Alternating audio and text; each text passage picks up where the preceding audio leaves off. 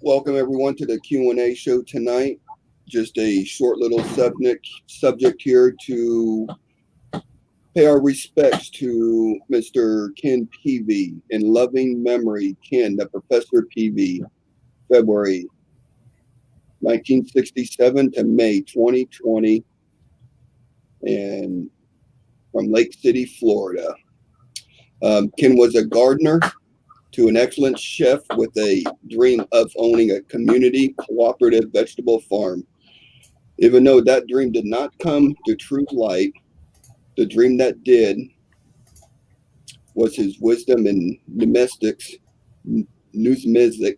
my goodness. And that went towards YouTube, where he built a coin community with people from all over the world. With countless dreams and passing on coin information to fun and game, Ken was a pillar in the community. Where most of us have had the pleasure of knowing a professor within a community, some of us got to know Ken outside of that, and that was the greatest pleasure of all. He made no excuses, even with his dry sense of humor, and said everything with a loving heart. Ken was also a big Star Trek fan, and with the Lord saying, beam him up, he finally reached the stars. Each week, when we have the live Q&A show, a part of Ken will always be remembered. Ken's presence enriched our lives. He will always be remembered. Ken with our own memories. Rest in peace, Ken. You will always be forever missed.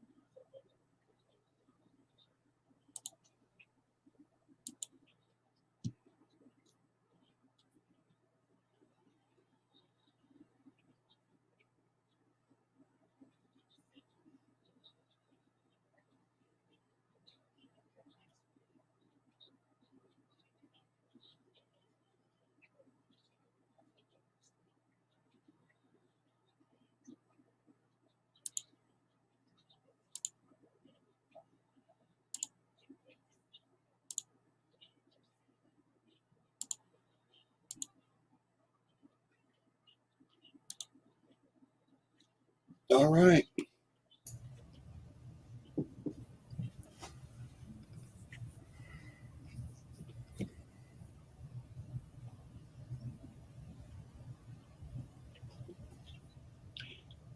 All right. Well, welcome everyone to live Q&A show. We got some good stuff tonight. Some good emails, some good comments. We got good people here in the chat. We got our regular staff with us tonight, our panel members. So welcome everyone in chat. Thank you for being a part of tonight's show. Thank you, mods, for help take care of the chat and making sure everything is good on that side. I guess we could go through, and we'll go through our panel members here, and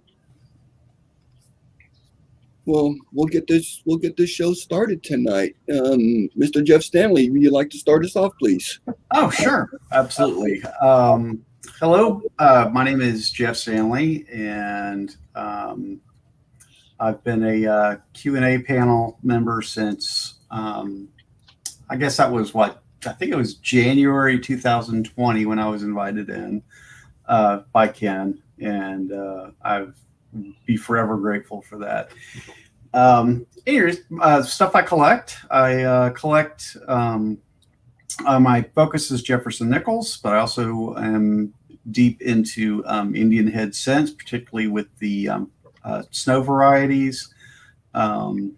Several of the $50 quarter series. I go through a lot of modern boxes of stuff. You're looking for varieties. Varieties is kind of where it's at with me. Errors as well, but not so much as I am with varieties. I do a fair amount of Lincoln head scents as well. So, a little bit of everything. All right. Thank you, Jeff. Adam.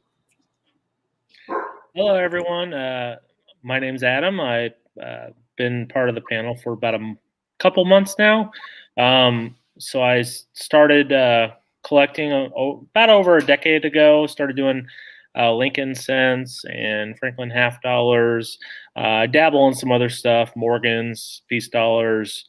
I like to cherry pick eBay, find nice varieties, and then I usually might keep one or flip them. And I like to grade Lincolns and Jefferson nickels through NGC. So that's what I do. All right. Thank you, Adam. Mr. Carl. Good evening, everybody. Welcome to tonight's anniversary show of the passing of Ken. My name's Carl, or also CMUS Omaha, or Carl Omaha on eBay. I dabbled in varieties, mostly on Lincoln Memorial scents. I like to go through BU rolls of 60s and 70s Lincoln scents and search for varieties. I keep one and sell the rest if there's multiples that I find. And I also dabbled into boxes from the bank of quarters. I like to search through quarters and look for varieties on those.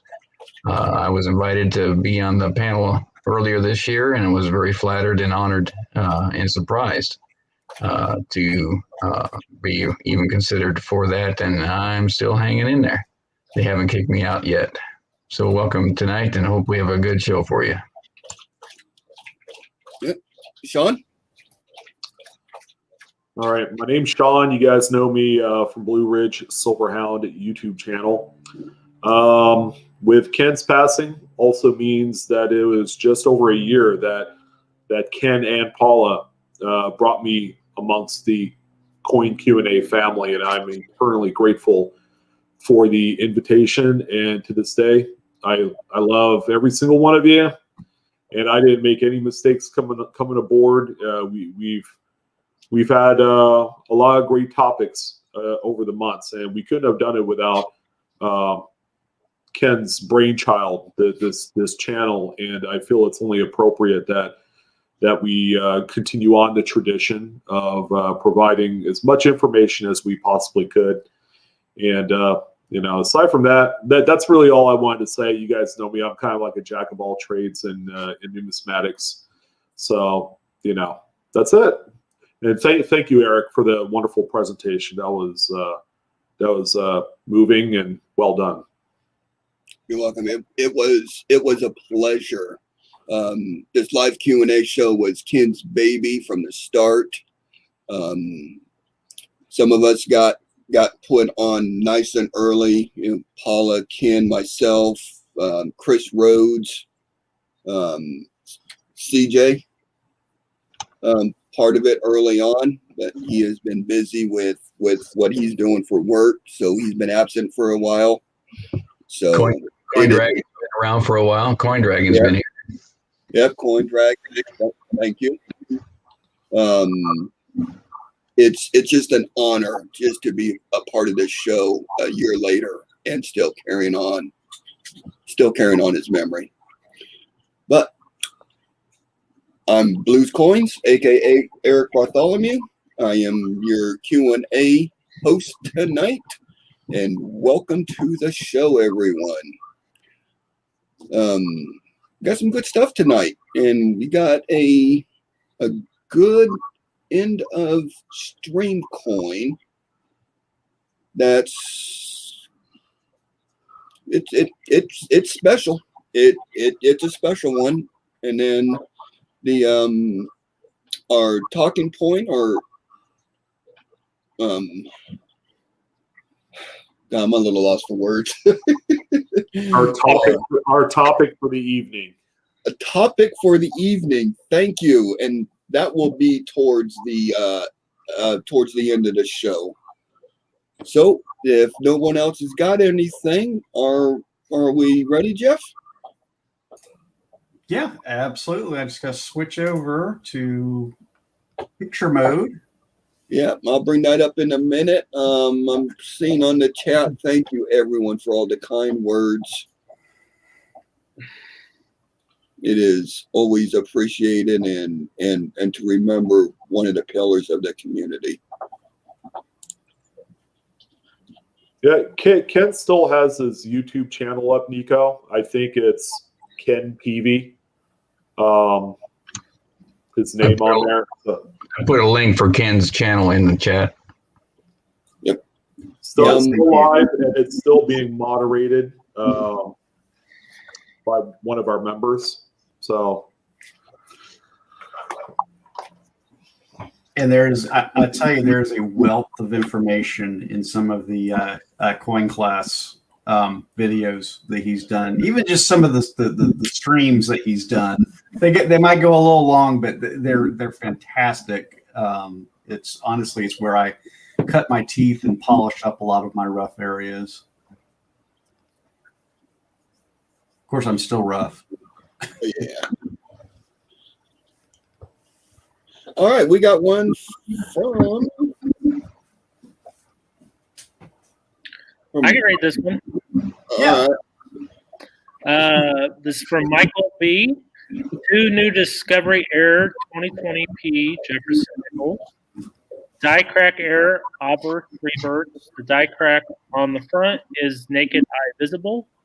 The die crack on the reverse can be seen through a 10x jeweler's loop. I have found 31 of these so far. 1 coin, 2 errors, represented in picks 1 and 2, picks 3 and 4. Error coin 2 are the deep thoughts feeder finger error, of which I have over 50.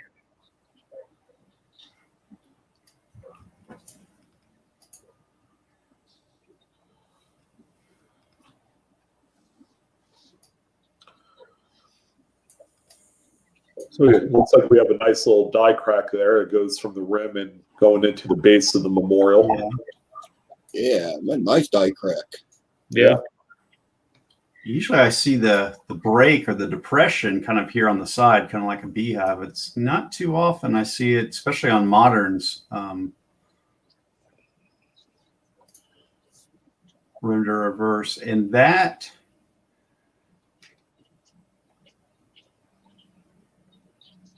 I'm not sure which is picture 1 and 2 and 3 and 4, because of the way they came over. They kind of you kind of take them over as they come. But I think this is the one with the die break on the reverse.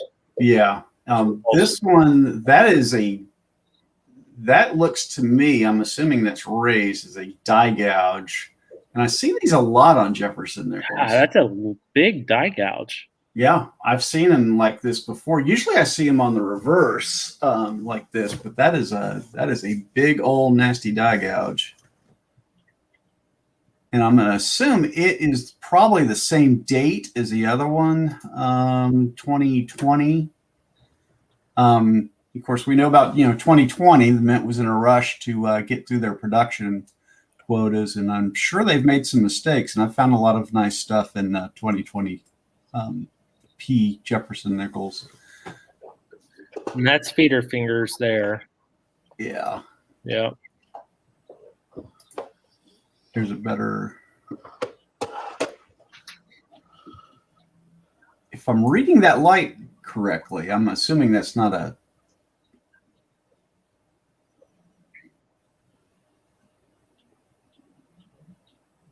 Like a scuff or something. Like a Yeah, scraper. I don't think it is the way it. Well, he said this is on 50 coins. Yeah. So If it's on 50 coins, Yeah. it's a feeder finger. part of Yeah, because it's been repeated. Essentially, it is a die error variety. Yeah. So it's been repeated on anything that's on the. Does it That Philadelphia Mint, I tell you, man, they are. Wow. does it have to be a feeder finger? Could it just be some sort of scuff from something else? I mean, it's on 50 coins and it's all, shoot, I don't know. well, it could be. I don't think it. Feeder finger is the more obvious to me that would cause this. But it's the not saying, lines are more parallel, so that's why feeder fingers seem like that makes the most that explanation makes the most sense here. But man, does it look shallow? It does. yeah. Yeah. It's like they. I mean, it just barely took a scrape. Now that right there is big old thick. Big old Nasty. die gouge. Nasty die gouge. Yeah. And I usually see these a lot. I mean, I don't even think I see these on the Denver Mints. I know you always see them on the Philadelphia, I tell you. Yeah. Of course, Denver probably made a lot of mistakes too last year, I'm sure. Yeah. I'm blessed to be on my side of the Mississippi where we get cool stuff like this a little bit more often. Yeah.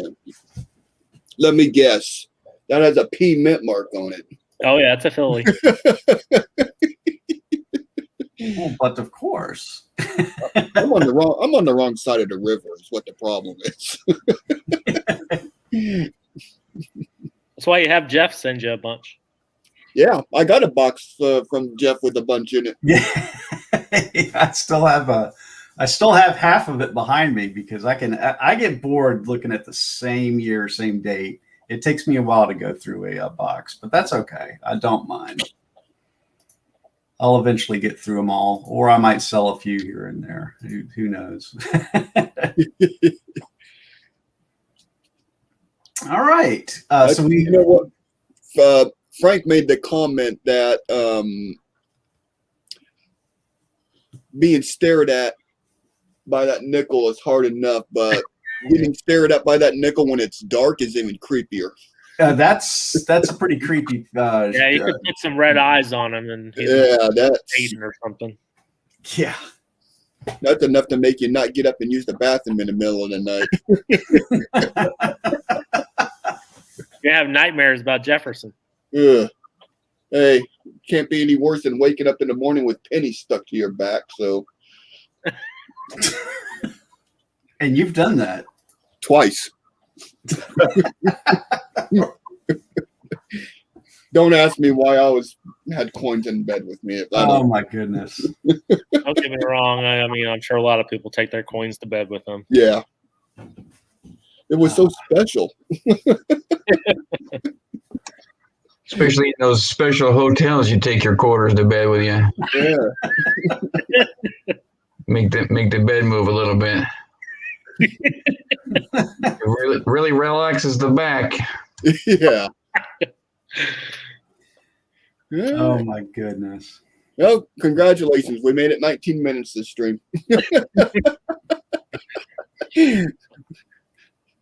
It's not a record, but we made it 19 minutes without the stream going to the south.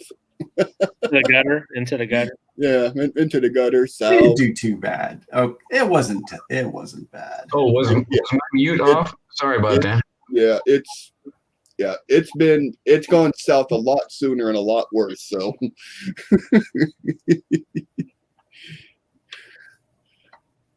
Here, let me search for the next one, and I think we've got that one figured out. And I'll read this one, or unless Sean is going to read it, or I can take it. Sean's got a few in here, so I might. If Sean reads all the ones addressed to him this week, we might. He'll be the only one reading. We don't want him to get tired. Hi, Sean. How are you doing? Hoping everything is well. I've purchased 2 Silver Eagles today, 2019 and 2020, without looking thoroughly at the images. As you can see on the 4 pictures, there are tiny blue spots on the 2019. Is that oxidation? And some yellowish color change on the reverse of the 2020. I could ask the dealer to resell them before shipping them to me to cut my losses, but I'm afraid I might miss an opportunity if the discoloration on these pieces is desirable to hobbyists. I do not know for sure. What do you think? Your opinion is highly appreciated. Thank you. Sincerely, Matthew. Oh yeah, I see him. Yep. Right by the rays. The And that's not toning. no. No. Those are milk spots. And that's something that is most common on silver bullion. I know the Royal Canadian Mint has had tons of issues with milk spotting on all of their bullion coins, and it all really comes back down to the wash that they use to clean these.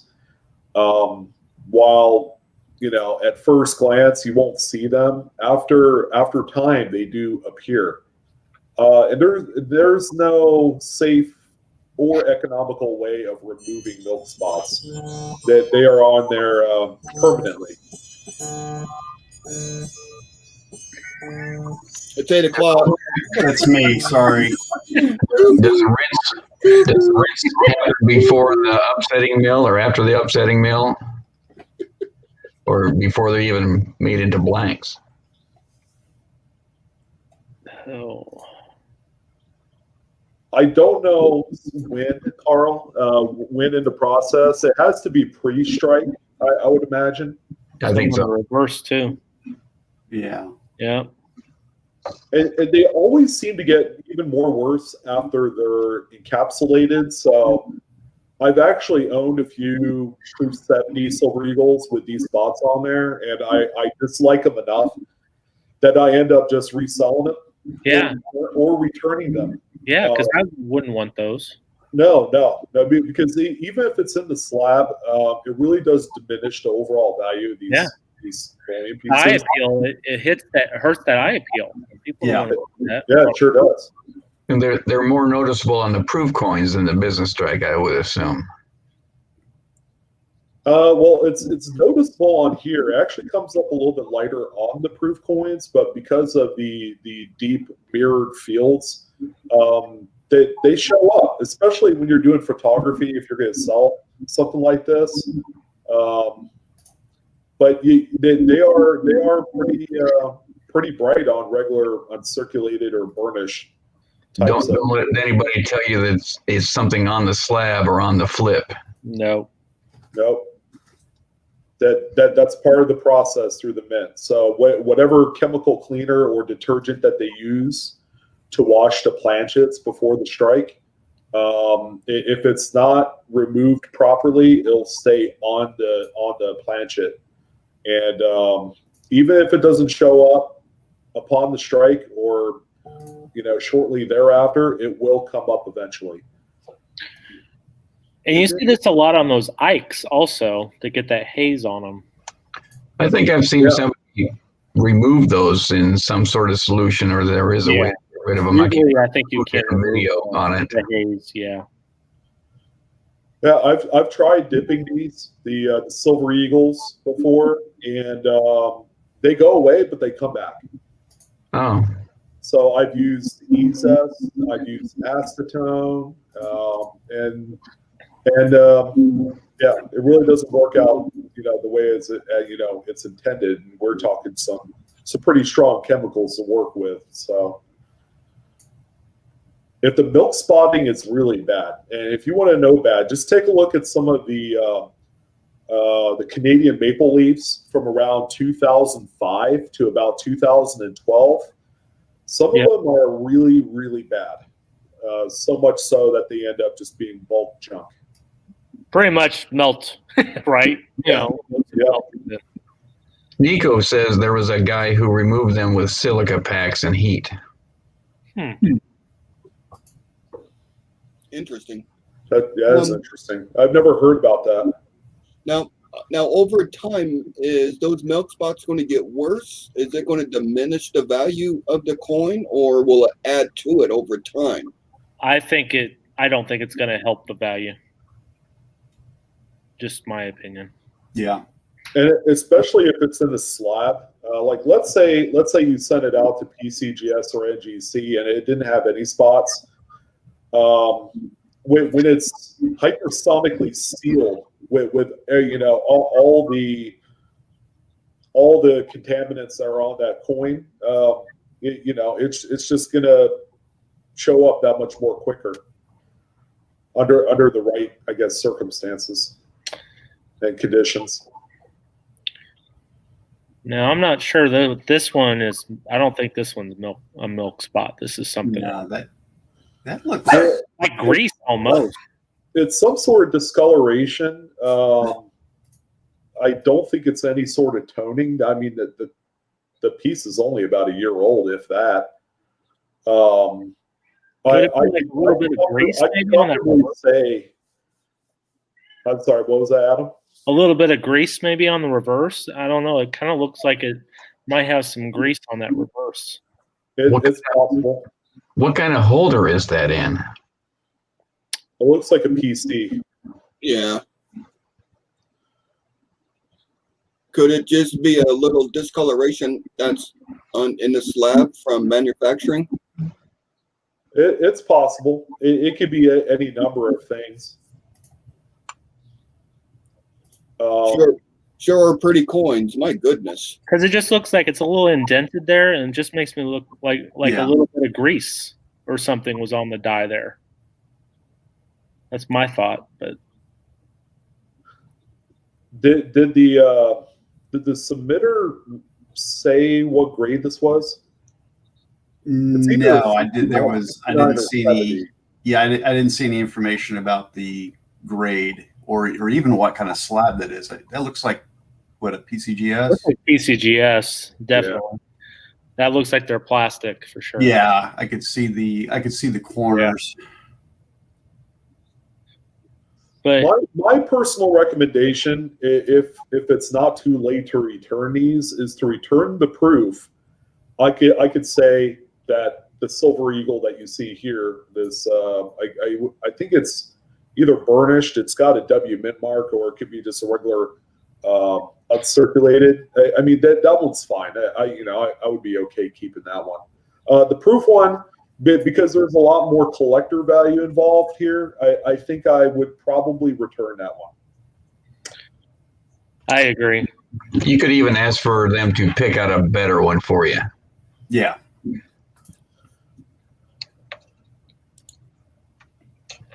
With no spot, not fewer spots. I've seen plenty that do not have that, so there should be some that you could, even if you just return it, get a better one. Maybe you need to get a proof 69. Well, I think that's what this one should have got. I don't think it should have got a perfect grade. With what Brian Hooper just said, that he has proof 70 Eagles that have milk spots on them, so maybe they overlook that in their grading. But when I think of proof 70, I don't think of having milk spots on the coin. I'm sorry. No, because that's eye appeal. That's part of the grading is the eye appeal. Yeah.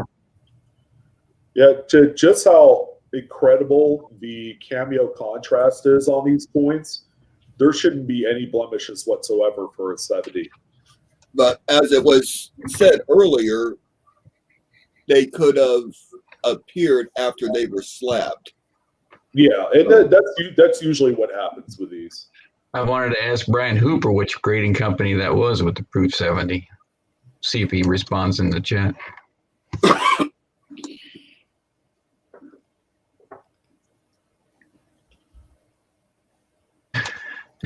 Chief Stacker, he doesn't care. He says, y'all can give me all your milk spot ASEs. I like them. Well, come on. Who's going to turn down silver, right? He must have a lot of Oreos to eat and washes them down with milk spots. Yeah, That that sounds like the perfect response from a guy named Stacker. So Brian clarified that when he bought them, they didn't have the milk spots on them. That's disappointing. So you probably can't return them or ask for a different one. No, because eventually if they replace it, that one eventually might develop milk spots. So I would assume, is this Brian's coins? No, I don't think so. It's someone else. Yeah. I would assume if this was a Proof 70, I mean, that would be $100 coin. You should get a 70 for that kind of money. yeah, it's from Matthew. Yeah. Yeah.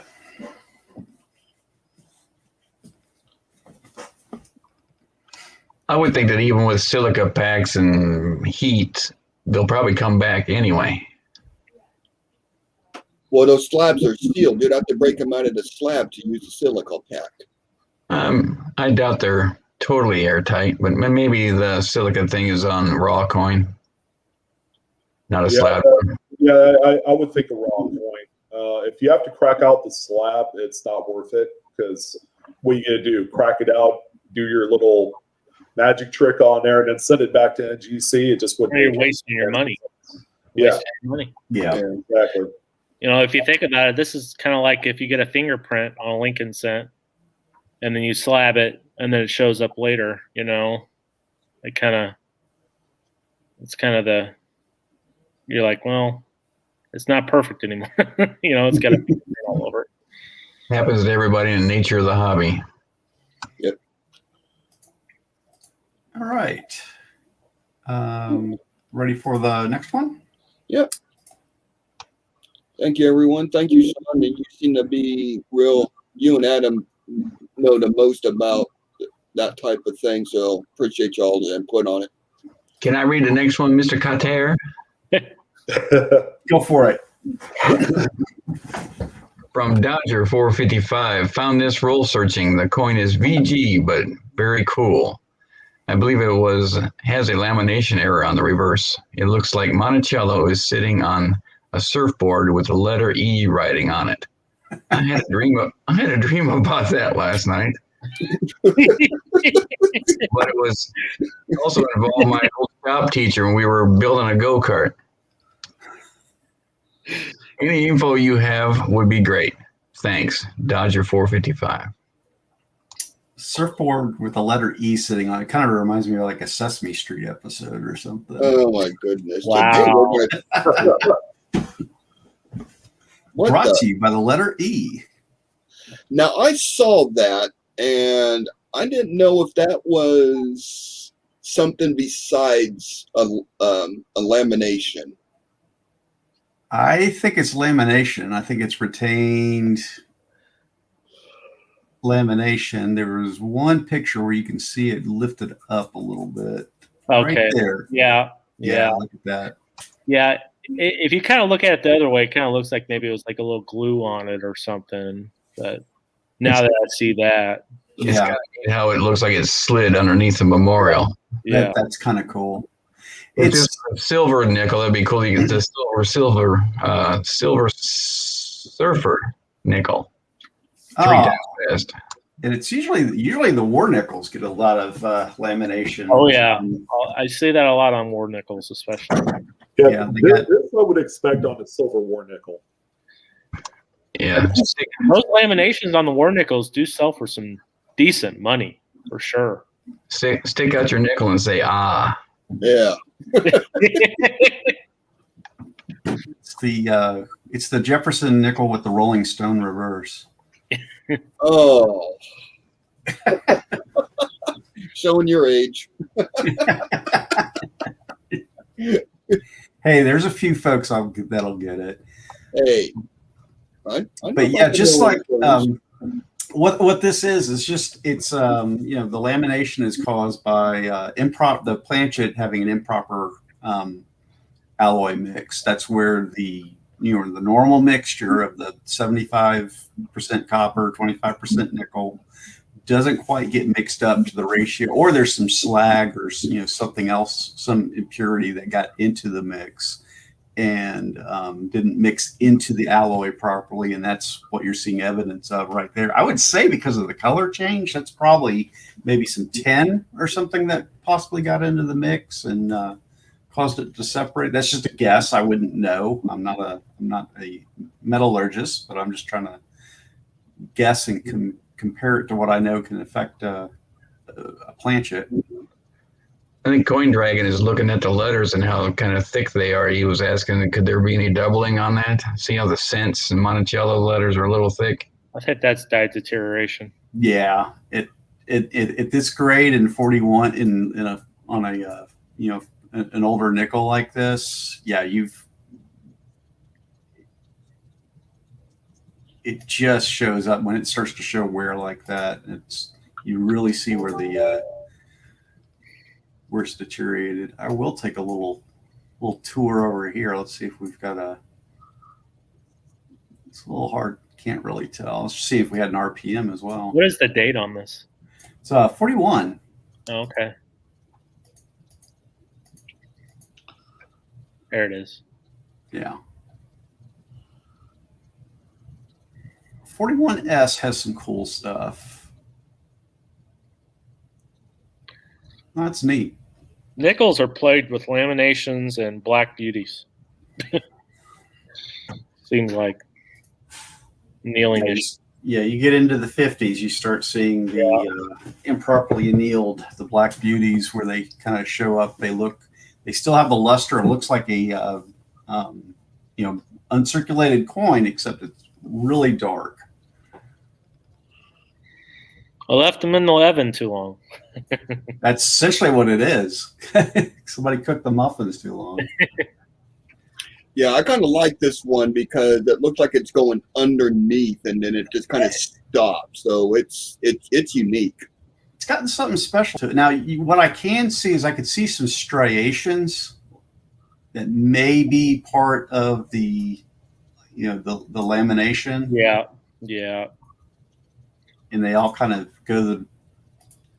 it all kind of goes the same direction. That's usually how it manifests on the nickels. It kind of has like Buffaloes too. Buffaloes do the same thing. Yeah. Yeah. Yeah. Buffaloes do. Oh, buffaloes look really pretty when they're uncirculated. Yeah. Yeah. We saw a few of those, didn't we, Adam? My goodness. All right. Very cool. Thanks, Dodger. Appreciate you sending that in.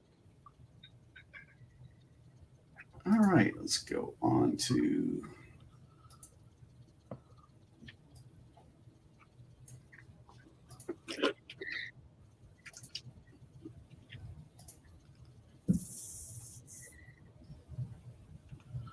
all right, I'm going to skip my number 4 and go on to my number 5 because number 4 is the one we want to show towards the end. Yes. All right, whatever happens, I'll read this next one. Yeah. Oh, brace yourself, Frank. Oh boy. T. Logan with the overwhelming emails as usual. Hi, please help us understand what is going on her other than lamination. Her? Him? Wow. Well, we all know what this is. Yeah. Yeah, it's definitely.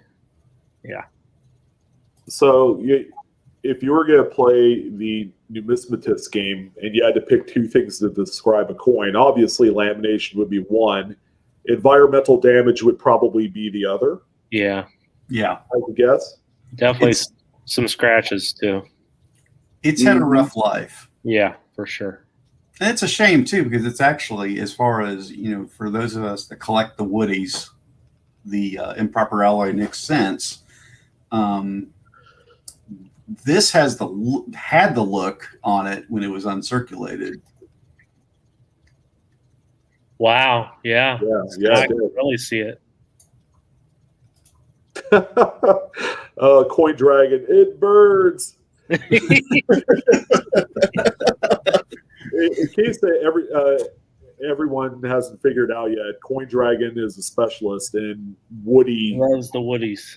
the woodies. Yeah. Mm-hmm. We always have to tell him to prepare himself so that. Yeah.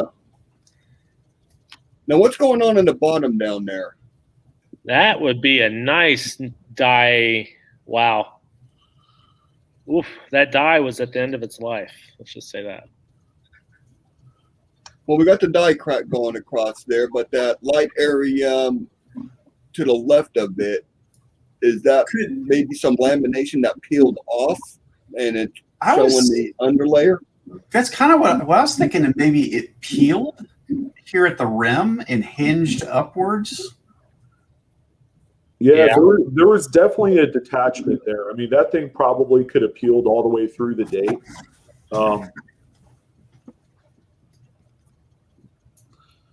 Wow. Because it does look like it had a light peel. You could see kind of the edge right there, and there's a light peel right there. And this, I think that little, That's piece part of that peel, I think. Yeah, broken hinged. Yeah. Hinged up, and then it got circulated, thrown through the rolling machine a few times, and kind of probably got smashed down into the surface and circulated like that for years. So this got a lot of things going for it. It really does. I mean, it's a lamination, which that all is in part because you get a lot of laminations on woodies because of that, the improper mixture.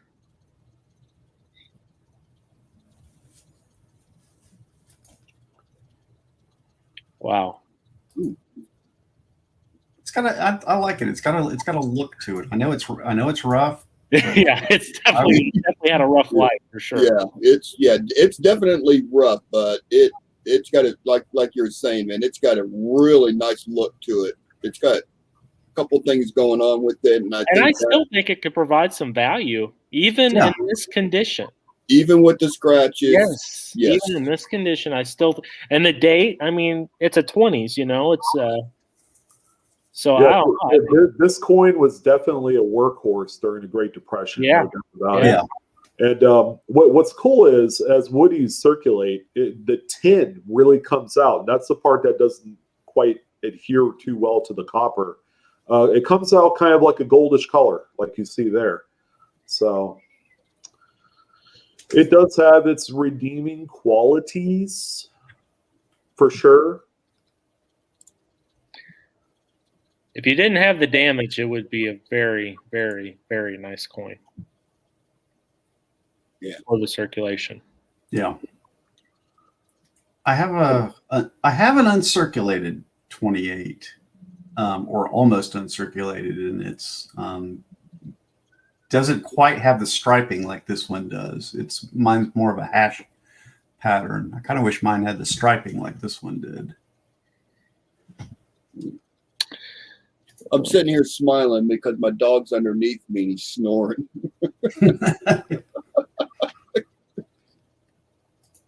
He played hard today.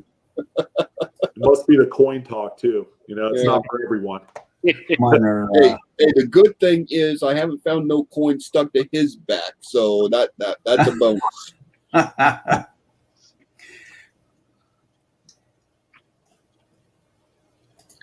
Yeah, Eddie Jams picture in a Mid-State 65. Yeah, that'd be yeah, that'd be This was crazy. yeah, That coin would this be coin was thousands of dollars. yeah. If this was a high grade coin like that, oh my goodness. Put it Yeah. on eBay, I'll buy it. Yeah. All right. Yep. Ready for the next one? He heard his name, he woke up. Yeah, we're ready for the next one. All right. All right, we got one from John Smith. I have a few coins that I have questions about. First of all, I want to say thank you for your time and enjoy your YouTube series. I learn a lot from everyone and especially want to thank Sean from Blue Ridge Silverhounds. He is the person that made me open my eyes and look for circulated varieties, etc. And in turn got me into the hobby of flipping some coins and picking selected coins to send off for grading. I haven't spent a single coin since I started. I have not spent a single coin since the start of COVID, and I have tons to process, but came across these few coins, and I'm starting to go through them and sort them out. And these really stood out and know nothing about. Thanks for any help you guys can provide. Thanks again. The first coin, I know that many people have gone out of their way to produce double-sided obverse quarters as a prank coin, but I believe I have a genuine mint error. 1979 double obverse quarter.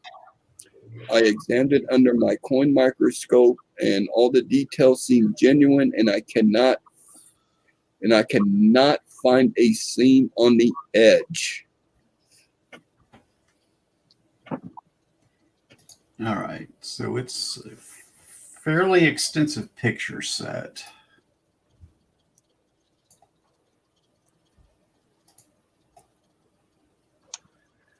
When Now I you was can tell it's flipped around by the staples on the 2x2.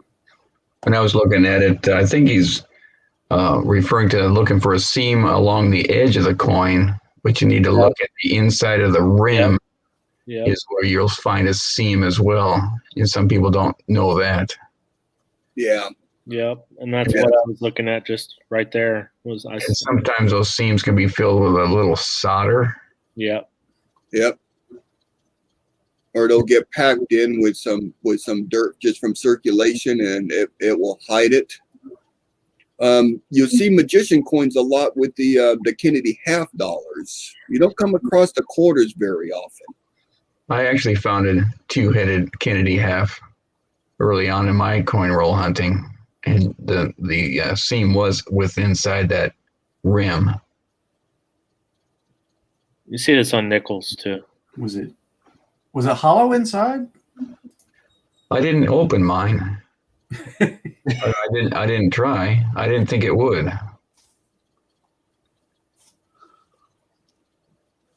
It could have been like a stash coin. Maybe the Two-headed quarter, man. That's just a bad bar game starting right there. So, Mr. John Smith, it's not a mint error, but it was after mint done. You can kind of see it right there on that. Right. Yeah, right there. Yep. That's exactly what I'm looking at. It's some fine machining for sure. A little less there, but I see just a tiny bit there. I mean, they took their time with this one. Yeah, I noticed with these coins compared to a regular one, they have kind of like a poker chip thud to them. Like if you did a drop test just on your desk or something, they sound so much more different than a regular coin. The weight, the metal's no longer solid. It's lost the coin, or more or less has lost its integrity. and the weight would be different too. And if there's some glue on the inside of it too, might hold them together. Yeah, or some solder or some That's a good point. Loctite or something. JB Weld. Yeah, something like that. Oh my goodness.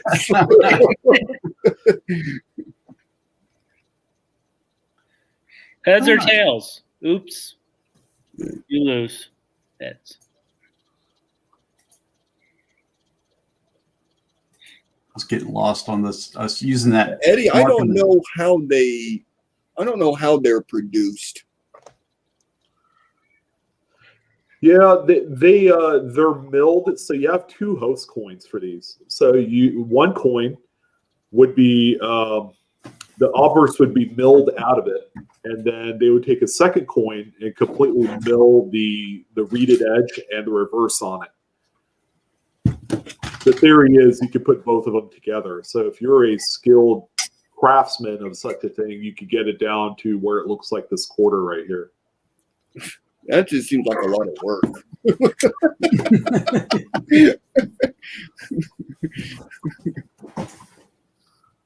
Oh, Somebody wanted to be a magician. I was going to show you something I had. I don't know what the heck I did with it. Oh, there it is. Yeah, well, Jeff, you did say you cleaned your desk 2 weeks. So I'm surprised you could find anything at all. No, I found no. It's messy again. So My desk is always messy. as you can see, it's messy again. Looks like mine. Pretty much. That looks organized. Oh, that's just where I stacked the slabs before the show. Before they were scattered all over that little blue towel I use for coin roll. This is something that I got. This is a Standing Liberty $50 watch that I've had for 30 years now. And I got it out of the back of a magazine or whatever. And that's basically they just cut that thing in half and put the movement in there. Cool. That's actually kind of cool. I can't wear it because silver makes my wrist break out. Really? Yes. That's nickel. Nickel does that to me. Yeah. And I checked. It's not a variety $50. I was going to be really sad. Well, of course you check. A good coin person would check. What's the Well, date when on I it? got it, I wasn't a good coin person. I got those with like the Morgan Dollar of the Month Club from like the American Postal Society or What's the date on it? Bradford Exchange. 46. But yeah, that's just some of the stuff, same type of stuff right here. They make jewelry and magic coins and stuff like that. That's cool. Cool. There's the picture set. He's got another one in here.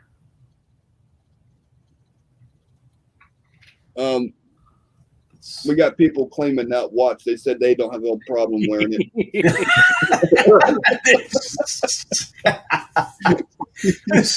Who's doing that? Quite a few. I see. Just pick somebody. No, I'm gonna Auction it off right now. I'm gonna keep that thing.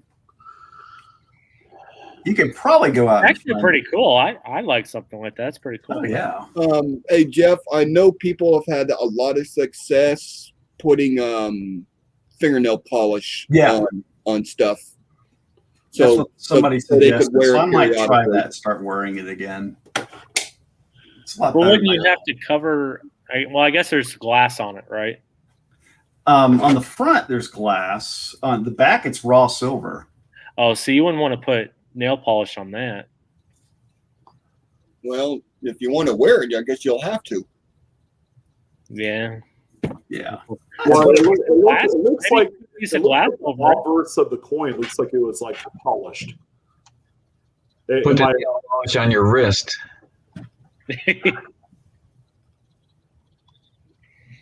Stick a pasty on it. Oh, that's a good idea. Pasty.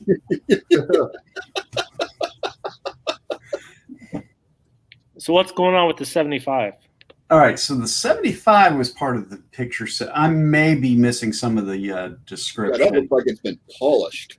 in here, and I apologize if I missed. And the same submitter, John Smith, submitted this along with the quarter, and it's just a real shiny 75 Philadelphia, and it's an example of either being highly cleaned and polished with a rubbing compound of some sort, or it's been replated with some sort of brass plating. Yeah. If it was a closer pictures, you might be able to tell that it was plated or not with thicker devices. But it's not a proof coin. It's not a 75 no-ass proof. No. I like the comparison there. That way we don't have to kind of question, lighting causing the effect. However, it could be a 75 no D. Haha. Crickets. 70. It took me a second on that one, Carl. And there's no T, no S, no Q, no nothing. It's a no O, no CC. I'll be in the car. Yep. That coin has turtle wax written all over it. Oh yeah. Yeah, it's definitely been polished with some kind of rubbing compound or. Yeah. All right, so I'm going to move on to his other coin he had a question about. Now, this was an exception we made today where John had submitted 3 coins in one email, but we really prefer 1 coin per email. But I think John's new at this, and he'll do better next time. All right. So also in the works of looking for it, but I know for certain I have a 1955 double struck obverse wheat penny with serious doubling, which makes me believe it was double struck. The coin itself isn't in mint state, but I would guess VF to AU can. Well, that's a big stretch right there. VF to AU. And if I remember correctly, I submitted a photo of it once. If I come across it again, could you also remind me what makes the 1975 dime distinguishable? I'm having a hard time with big words tonight. You said it right the first time. I know, and I thought I said it wrong, and I screwed it up the second time. Between the proof strike and the Philadelphia strike. Okay. The proof would look like that penny would just look that shiny.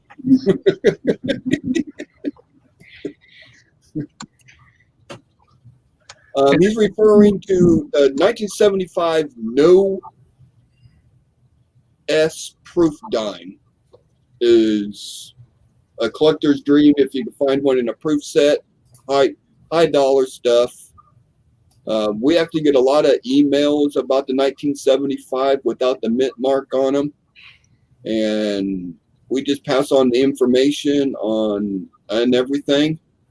The big thing you want to look for is even an impaired proof, you would still make out that it's still a proof.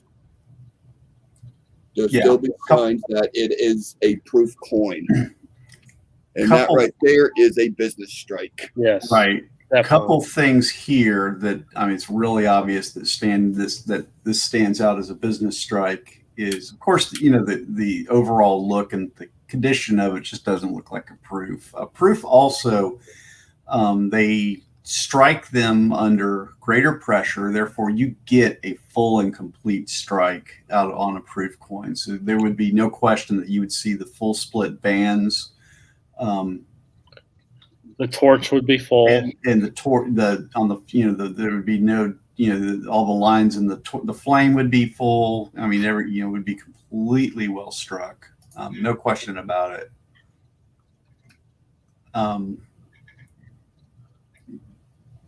The rim would also have kind of a sharp, kind of a razor edge to it as well, as opposed to this kind of thick, kind of a beveled look to it. Eric, I can share my screen with PCGS pictures of the 75 No Yeah. S proof. I've got it up now.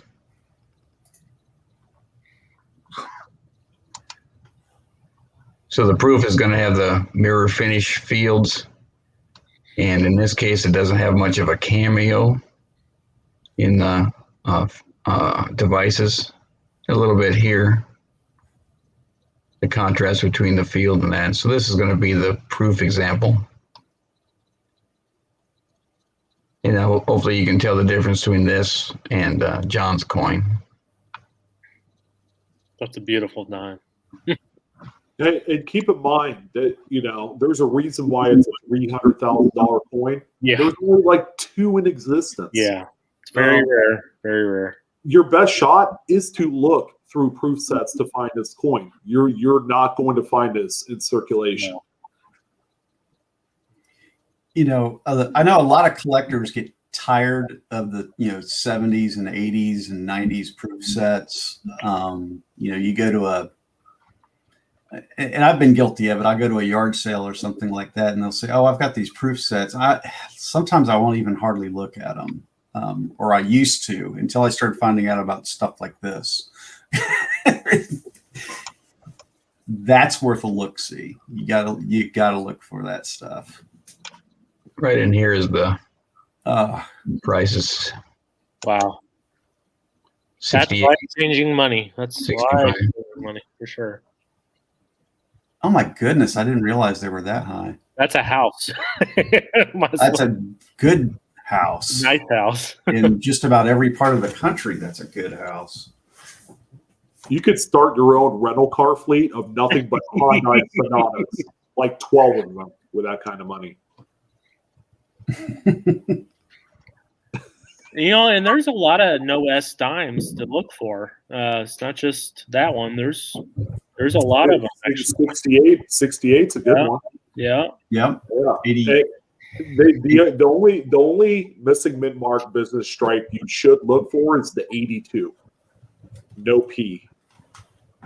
They are out there. And there's some nickels too.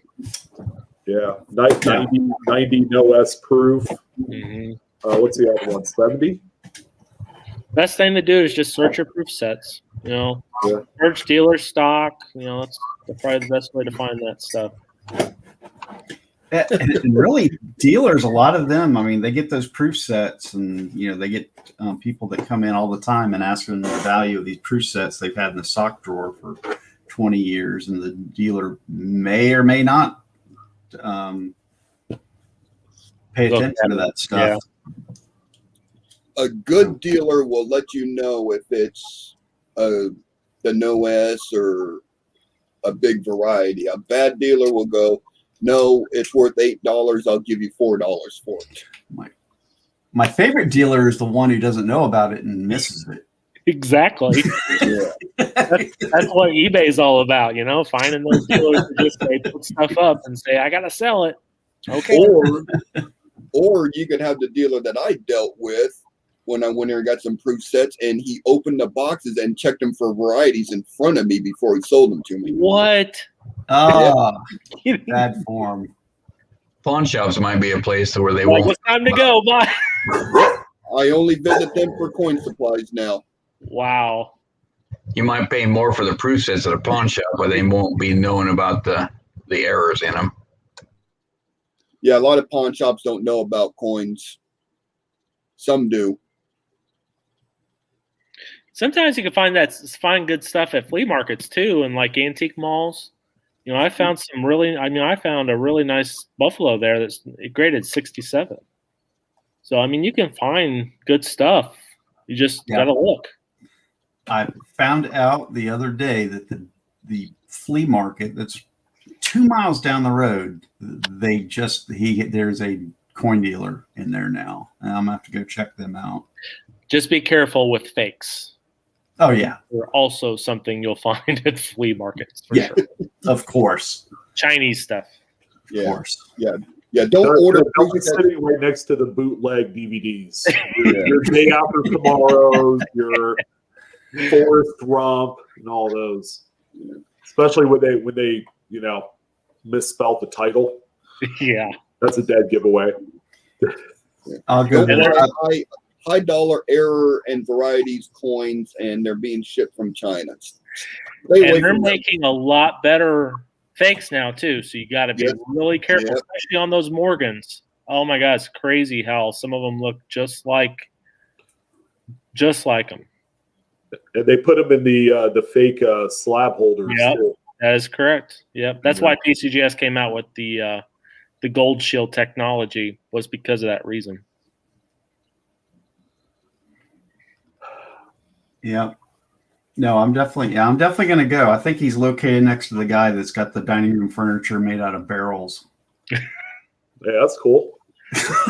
Hey, you can find really cool stuff at those places. Oh, always. Love some of that old vintage 70s stuff. All right, let's move on.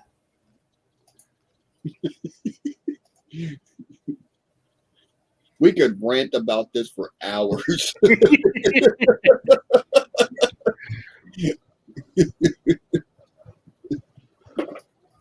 And would have a good time doing it too.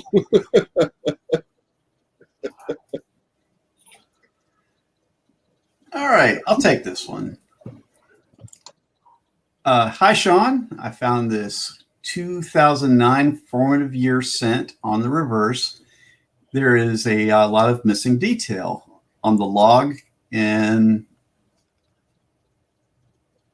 spike next to the left side of Lincoln, on the log below the back seat of Lincoln, on the back of the shirt on Lincoln, on the vest at the waist of Lincoln, a die gouge at 12 o'clock on the edge of the coin. I wanted to know what you think of this coin error, and do you think this error would have any value?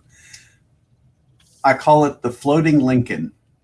I only found about 15 of these so far from rolls that I purchased on eBay. I have searched about half of the box. I have both photos of color and black and white. The black and white shows details more clear than the photo. Uploading the photos may be in more than one batch. Thank you for any help, Lynn.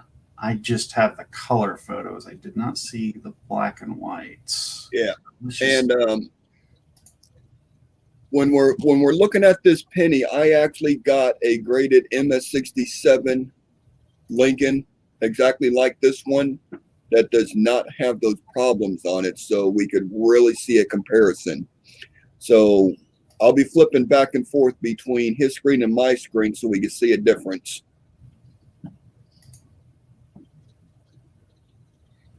Yeah. And the first one is underneath his seat on the log. Yeah. Yeah, you can Look at definitely that. see it. Now, that's what it's supposed to look like. Yeah.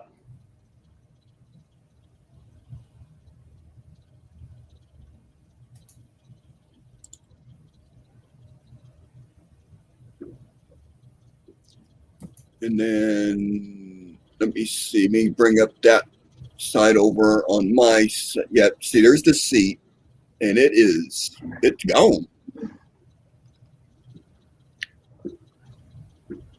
And the only thing that I can come up with is one of two things. Maybe a small greaser in that area.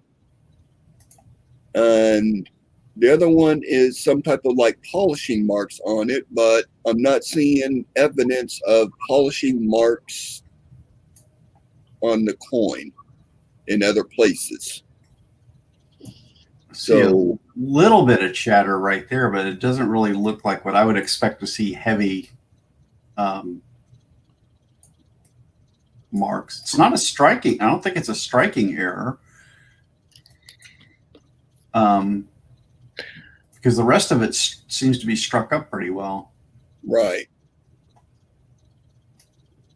Yeah, I saw that little spot right in there. You saw that? That's just, I'm so trained to look at that now. Yeah.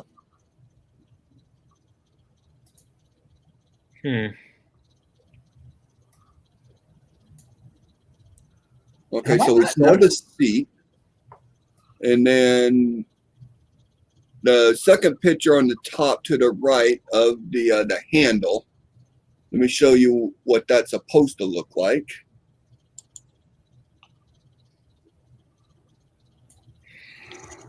So there's that.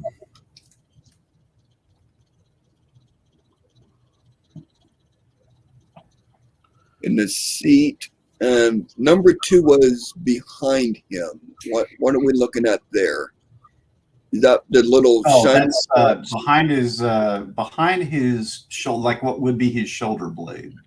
All right, let me bring mine up. You expect to see some of the detail from the shirt. Let me see. Oh. That's what it's supposed to look like. And if he found lots of coins, or if Lynn, he or she has found more identical coins, then it's most likely not a struck through grease. If they're similar, they might be, but not exact. It could be struck through grease. It's a good point.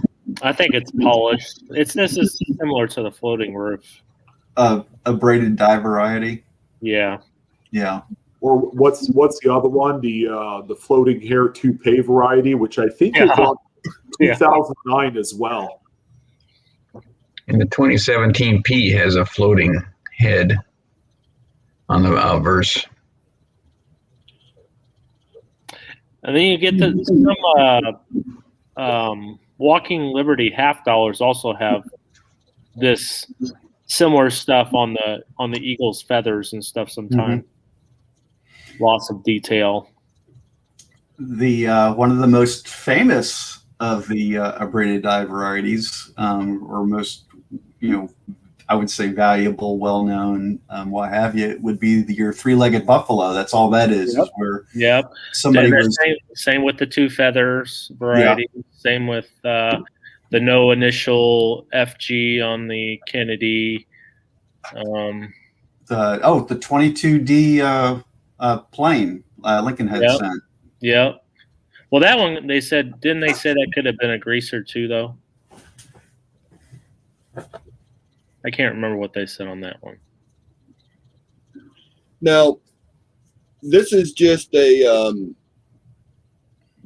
heavy polishing. Yeah. On the dye. Yeah. So, should we be looking out for a clash?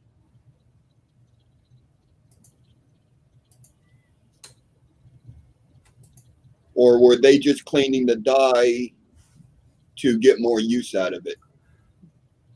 Maybe they just cleaned it too much to break it. That could be that. This could have. I would think so, but I mean, look at this. This obverse. Is that a clash behind his head? That may be a clash. I wish I was as good as Shay was with the overlay stuff. I'm just not. I could do it. I'm just not. We'll be here for another 2 hours. And if it was a damaged dye, couldn't they have polished it away to, True. Cover it up? True. It could, it could be any number of things. It could be stuff very similar to like what we saw on that Jefferson nickel earlier, where you had some feeder finger damage, and they were trying to abrade some of that out. On the obverse, could there be a clash of that hammer handle? We don't have Shay to do the overlay.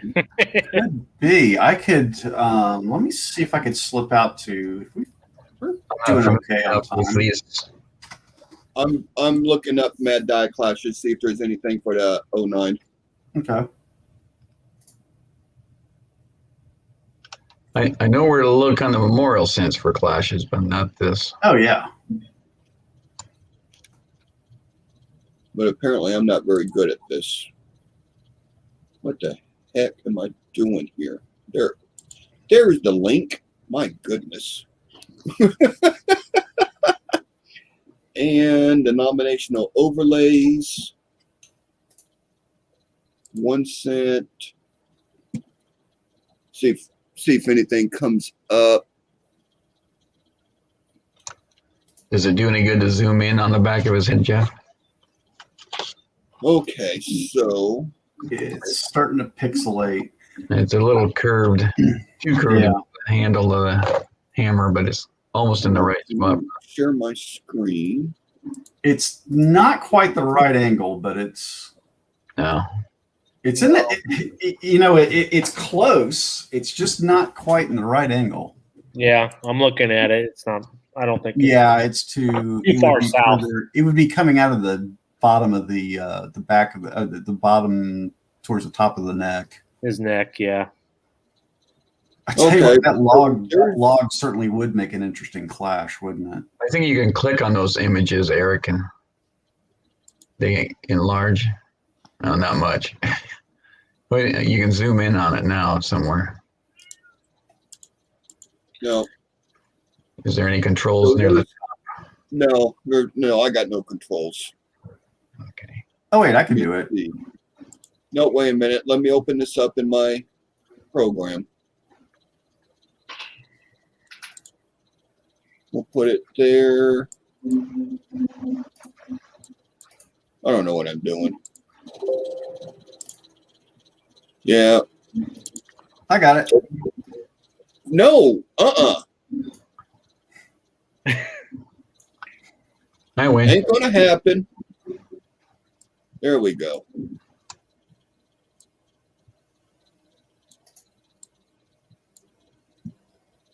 Just had to give me a minute. Yeah, that'd be no match for that. Yeah. Yeah. Okay. So there's that. Well, there's all kinds of places to be looking. I want to find a clash with that log coming out of his head. I really do. I want to find a clash with his head down in the bust. I'm inspired. I want to find That would be cool. Head down on the bus. That'd be cool. Yeah.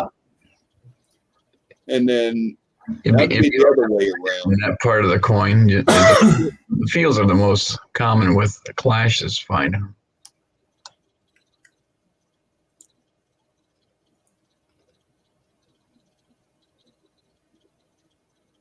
I'll put a link in the chat for the Mad Die clashes, and look under denominational overlays, and they have all the denominational overlays, so you could see pictures like this. And they did a great job on doing this. They're far advanced from my computer technology on doing stuff. So. Okay, so we saw that. We can stop sharing, I think. Maybe we go here. There's me again. Holy crap. I need a shave. Yeah, you and me both. Yeah. And let me see. There. Click, copy, stream, cut, paste, hit the button. I got to talk myself through this sometimes. All right, I just posted the link to Mad Die Clashes, I think. Yeah, I did. Ooh, man, it's a good night. And just so people could see the example I used. Stupid camera. Anyway, that's supposed to say MS-67 on it.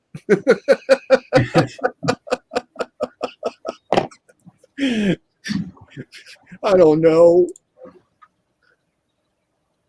Wow.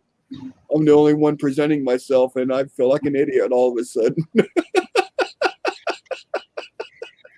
Here, I'll pop in for a second. Hey, I appreciate that. Hi, everybody. Welcome back to the show. Oh, man, we like to have fun, don't we? We try. We try. All right. So what's the consensus on that one? What does everybody feel like? If you feel like heavy polishing marks. Yeah. Over polished die, and there's no clash on the uppers.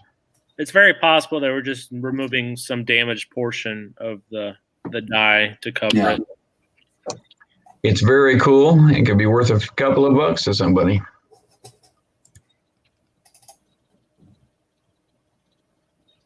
Thanks, Wanda. Oh, we're getting some. Blues Clues stuff. Yeah. It's more like get a clue, Blues. I don't even remember. I think Ant started that back in the day. Oh goodness. I see Amber's here, and Cindalicious, and of course Frank. I just want to Cool Dude acknowledge is here. James, Cindy, Amber. Thank you all. I saw Ida in here earlier. I wanted to definitely acknowledge our mods, keeping us Do we straight. have any more emails? I've got this one, and then I've got one more Okay. that got pulled out of the folder. You want me to read this one when you get it ready? This one's ready.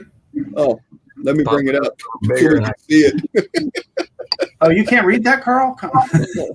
This was from Shannon. I could read it and make it up as I go.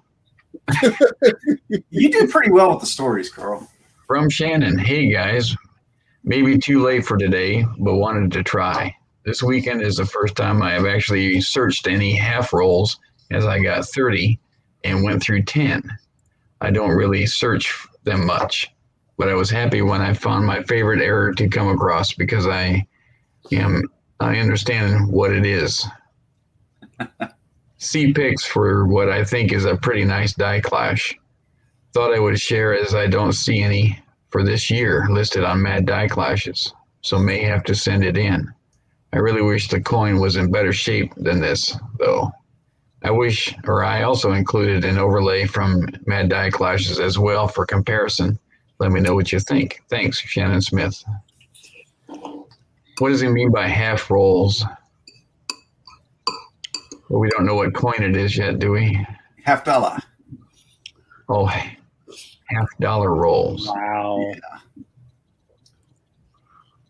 Let's see. So he's got his overlay. I'll come back to the overlay here. I'm trying to find where we are on that coin on that first picture. Yeah. Nose. That's the nose. The nose. Is that the nose? I think it's the nose. It's forehead. Oh, that's This the forehead. is the Forehead. This is the hair. That's the Oh. hairline right there. All right. There's his eye at the We've bottom. got a little clash mark coming out there. Oh, yeah. I see the wing, the clashes of the wings on there. That's the nose there. There's your nose. Yeah, you can see it on top of the nose there. That's crazy. And that's Now I'm deep gonna, into the die, too. It's on his nose. we're seeing the olive leaves. And then Really? the eagle's claw.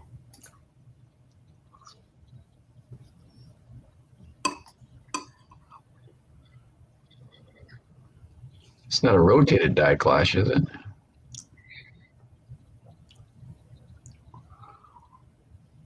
Does that match? Yeah, Shannon, thank you look for like adding all the of these. pictures of the overlays. That this kind of helps us out a little bit from me trying to click and search.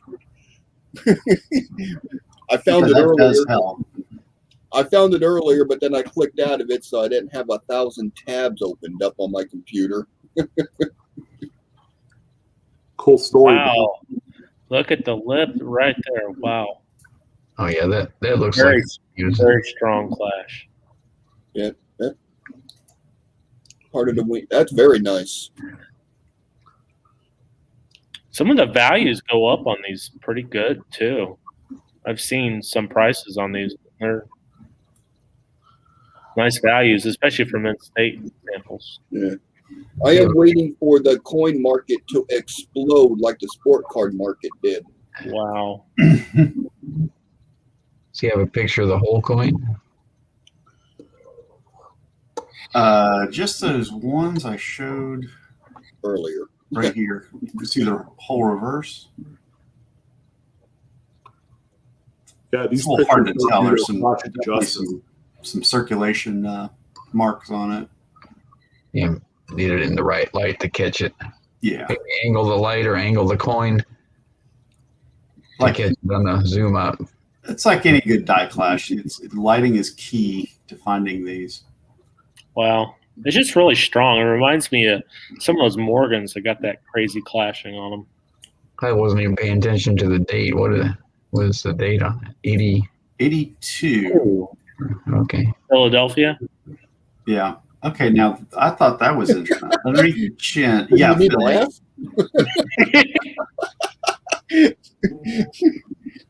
99% of the time, it's not a Denver coin, but we are going to get surprised one of these nights, and we're all going to drop our jaws. This is where you can see some of the rays poking out.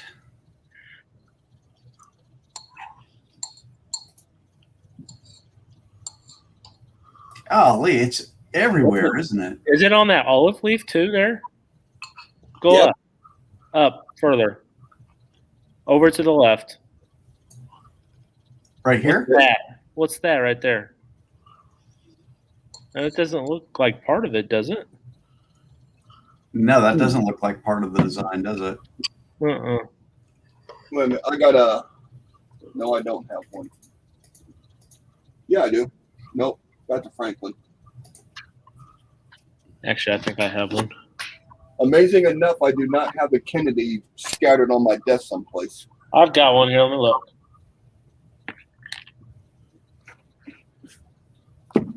I got one in a box over there someplace. It's probably in the box that's marked Kennedy $50. Yeah, actually, this would be out in the field, Adam. When I look at the overlay. No, Oh, wait a minute. No. that's not part of it. So that looks to be part of the clash. Don't think, since you're new into collecting coins, that you can't find anything. Some of our biggest finds have been from collectors that have been in the hobby for a month or two. And it's just luck of the draw, and they see something and they don't know. They send it in to us, we verify it, and it turns out to be something huge. So being a noob, it's just not having a lot of information on it, but anything out of the ordinary, yeah, always take a double look. PCGS coin facts. If you're not sure if it's part of the coin or not, PCGS coin facts will actually have a picture of the coin, what it's supposed to look like for comparison. So that's a good site to use.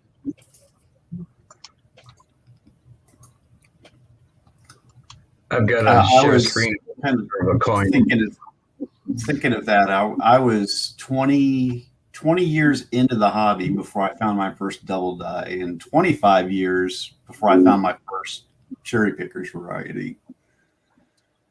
I've got a 1982 Denver reverse. If you want to see that area of the olive branch, share screen. Oh, it's blank. Oop. All right, too many people are clicking buttons. Oh, wait a minute. Did you boot out? Oh, there you go. Back. I hit the wrong button. Sorry.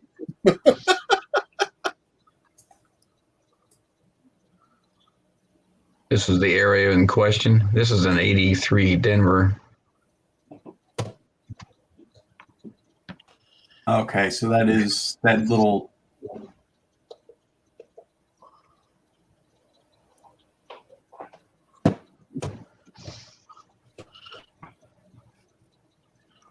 Yeah. You want to go back and take a look at that other one? Yeah.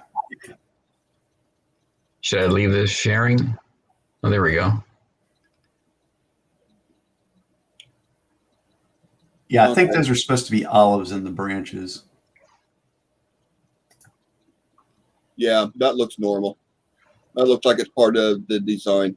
Yeah. Yeah. Alrighty. Thank you for the screen share. I think we just lost Adam. or I clicked a button and I took them off the stream.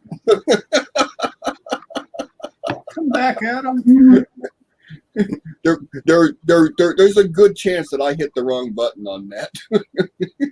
I'm a clicking fool tonight. Yeah. Just to retouch on the noob thing again, I was not even 30 days into collecting coins when I found my first double diobverse, and that was the 72 DDO number 3 penny. That'll hook you. That'll hook you. Sorry, that's why I get charging my computer. Yep. Plug it in. We were just going to blame it on blues. I just did. Hey, I was looking on eBay. Some of these have sold in Mint State. And they sell, anywhere from $40 to $100 for Clash dies on 82p. Really? Yeah. So Wow. in that condition, what are we looking at? Maybe what, $20 coin, maybe 15, Probably, 20? maybe 20 to 30, maybe. Yeah. Something like that. And then this would be a new one for Mad Die Clashes because all they have are 83s on there. Yeah. I love this one. Is just this one's Bonkers. I could explore that. I mean, we sat here. We spent quite a while exploring through this one. This one's got a lot going on. Hey, you're welcome, Shannon. It's the least I could do. Yeah, and to think that people that search through $50 rolls, they're always just tripping up on silver. Silver. Yeah. People overlook things like this all the time. Yep. I found 4 74D DDO FS 101s in one box. Yeah, they go through a whole box to find a silver coin that's worth $3, and they overlooked $100 worth of varieties. Exactly. Can you imagine if somebody overlooked an no FG like Mint State 65 or something like that? Oh, yeah. It's not silver. Chuck it. You laugh. I'm sure it's been done. I'm sure. And then sometimes you'll see them like mark on them. They'll mark like a black mark on them or something. One time they did that to 73D DDO FS 101. Oh, and that was their check mark. So they came back through again. They knew that they were and seeing they did their that old to a coins. cherry picker listed variety. Is it always through the We Trust? It's either that or they'll do it like on the FG or they do it. I always find the black mark across We Trust here in Nebraska. Yeah. I think it would come off with some acetone. But it just tells you they're not looking for those varieties. It's just crazy. No, they're not. If you were going to kind of crunch the numbers on Shannon's die clash find, and let's say it's $20. I mean, you know how many 40% $50 those are? Yeah. Yeah. That's like 6 or 7 of them right there. Yep. Look for varieties and errors and hope to find a silver every once in a while. And then sometimes I've found some on quarter stock. That's another thing you got to look for. Oh, yep. Yeah. Was it the 71? I think it's what it, yeah. And I weighed it and I was like, the weight's a little off on this. I looked at it, I was like, yeah, it's thin. It's thin like a quarter. Yeah. Yeah, you got to wait. Is it the 70 or 71 that was struck on the silver planchet by mistake on the 40%er? 71. There's Is it the transition? I think it's the transition, isn't it? Yeah. Silver to... There. I think there's 2 examples of the 71 that was minted on a 40% silver planchet. So, I think there was also a 77. Yeah, that's what I was going to say. 40% after the business stripe centennial, the S-Mint. And those are worth some money if you can find them. If you find oh, them.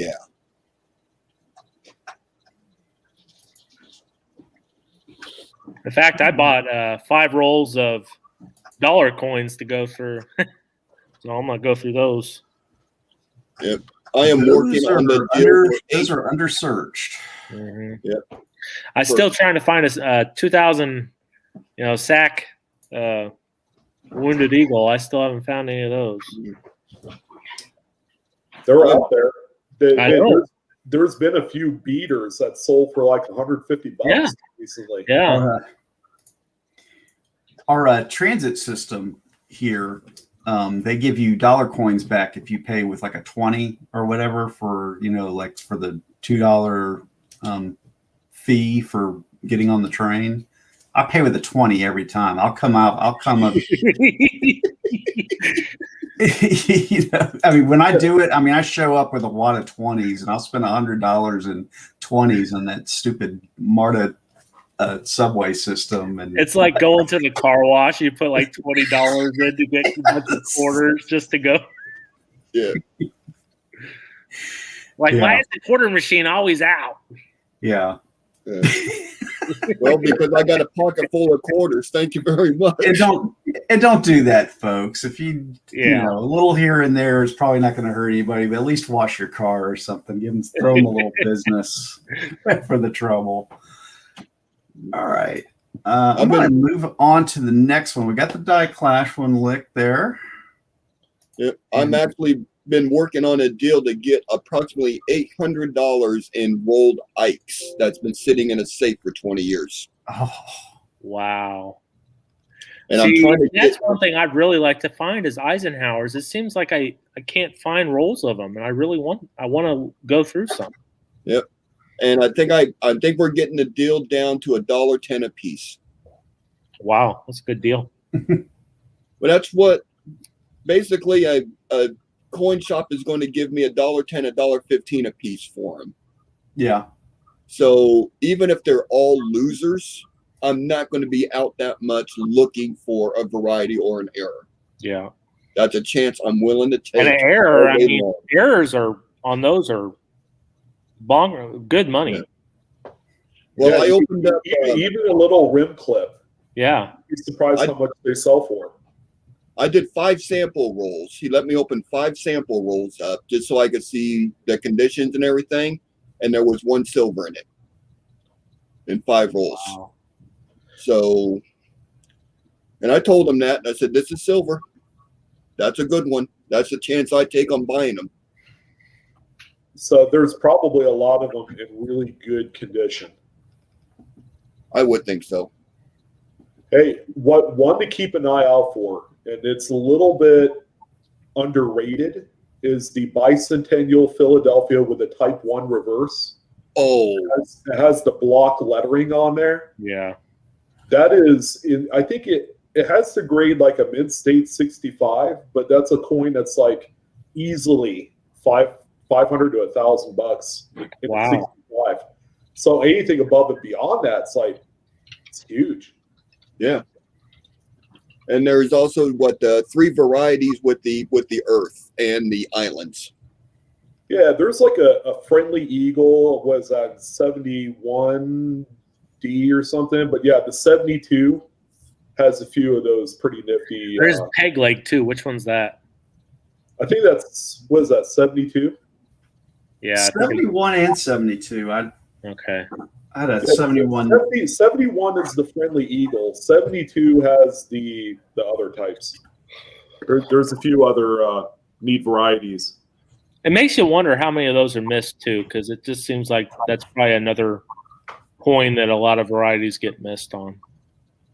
Cool, Yeah, Dodger. it's very undersearched. I'm thinking that there is a new variety just waiting in Ike dollars. Very nice. Okay. I believe it. This is our final picture. You all ready? Is this the big Yep. coin of the week? Yep. Okay. Yep.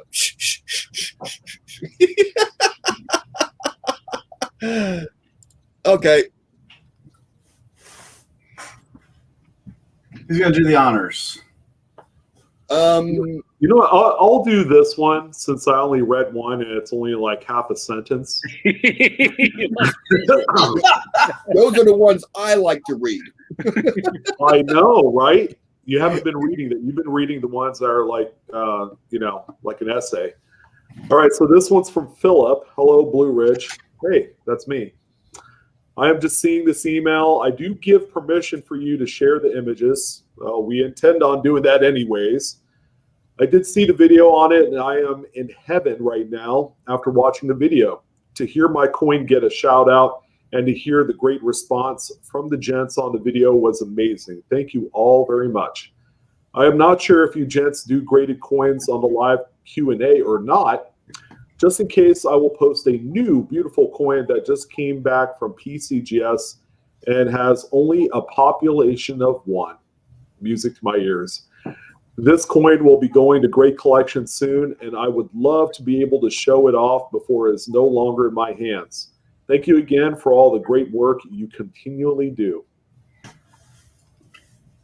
Yeah, You're welcome, Philip.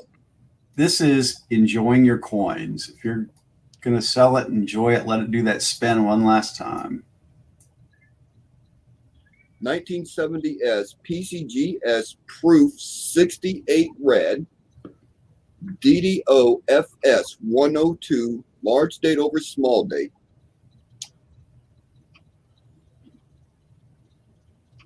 That's all I got because my jaw hit the floor.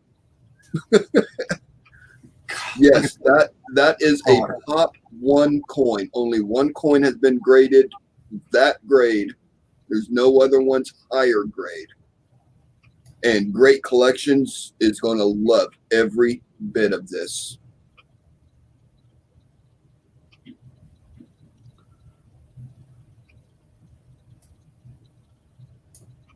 I believe this is referred to as the large date over small date. Yes. Yeah, I'm trying to get in without it pixelating too much.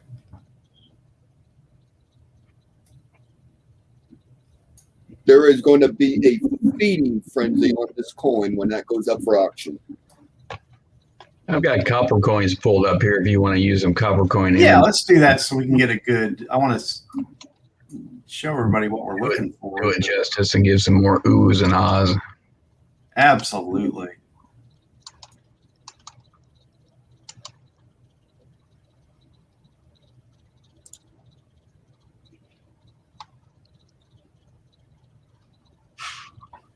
Okay, so I was right about one of the pickups is that slanty stuff at the bottom of the 1. How do I zoom in on Fat 9, there?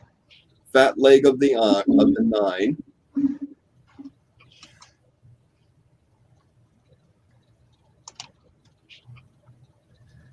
It's got the fat O. And I was looking for maybe something up here to say that it was over the small date, which would have something up here along this line, even up here is what I was looking for. Mm-hmm. So I'm a little confused as to how they know it was a large over small date, but that's beyond my diagnosing. But I would think that if there's a small date, that the 7 would be even with up here, and there'd be some sort of remnants of it up there. To me, this just looks like it's doubling of a large date. But I don't know if it's also this line You would, where this curve, the inner curve of the 9 will come down past the 7, towards the bottom of the 7. So I'm wondering what the diagnostics is on this to say it's a large date over small date. And the small date, even the proofs, I think, would have the weak RTY. And I bet you that's what it is. And this weak Y is probably the telltale for a small date. Any thoughts on my theory? Check out a description up there at the top, and I was just reading it. Large date over small date proof. A fantastic and unique spread shows as a large date hubbing over a small date hubbing. Extra thickness in varying degrees shows all over the obverse.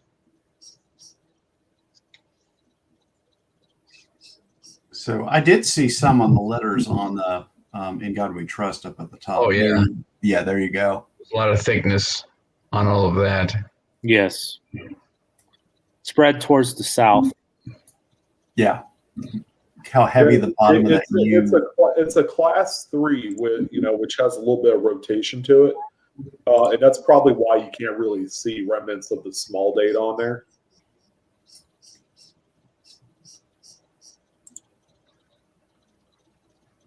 There's a little something under the 3 or under the E.